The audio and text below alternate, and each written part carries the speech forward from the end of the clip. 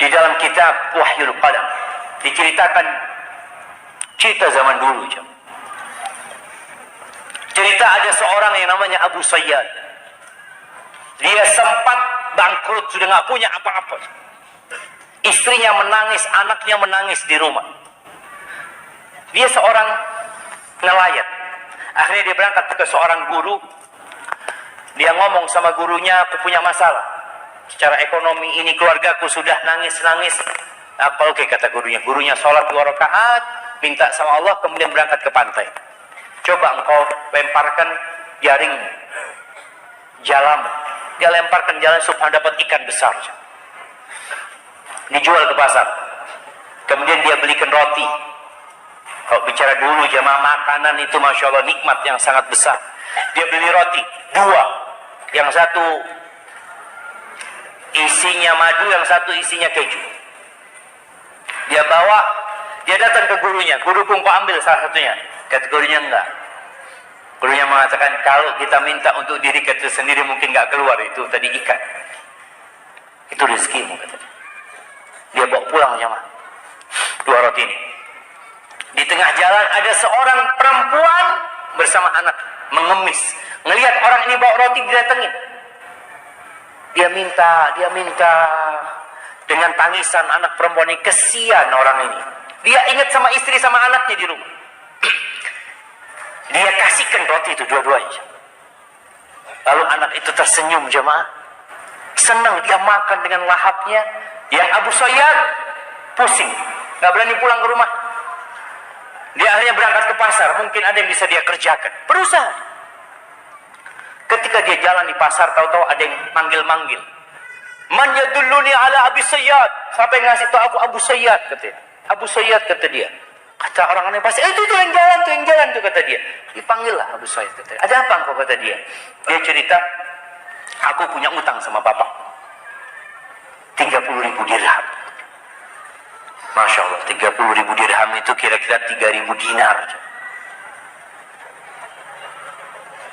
Dia bisa buat beli kambing 3.000 ekor. Kalau antum nggak kebayang, 3.000 ekor kambing. Dikasih duitnya, dia ahli waris bapaknya sudah, dia terima duit itu, Masya Allah, hidupnya makmur jemaah. Dia suka rajin sodakoh, sekali sodakoh 1.000 dirham dia orang kaya bisa itu. Subhanallah, tahu-tahu dia cerita, aku tertidur mimpi seakan-akan kiamat terjadi.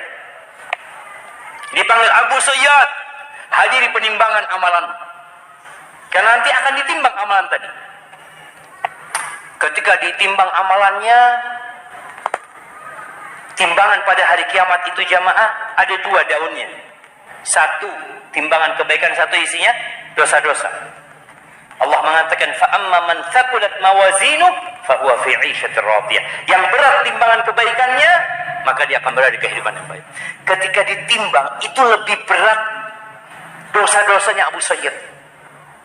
Ketika dia seperti itu, protes Abu Sayyid, "Aina shadaqati? Mana sedekah-sedekahku?" kata dia. Karena dia orang kaya-kaya yang rajin sedekah jemaah. Oh iya, sedekahmu, datangkan sedekahnya.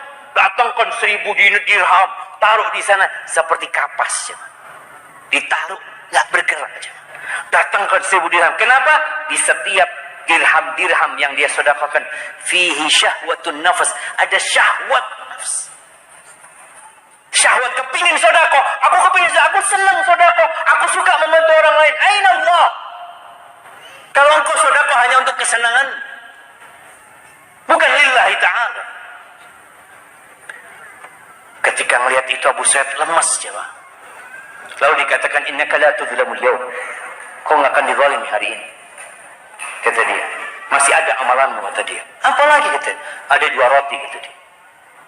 Kata Abu Sayyid, 1.000 dirham aja enggak ada. Beratnya apa artinya 2 roti itu?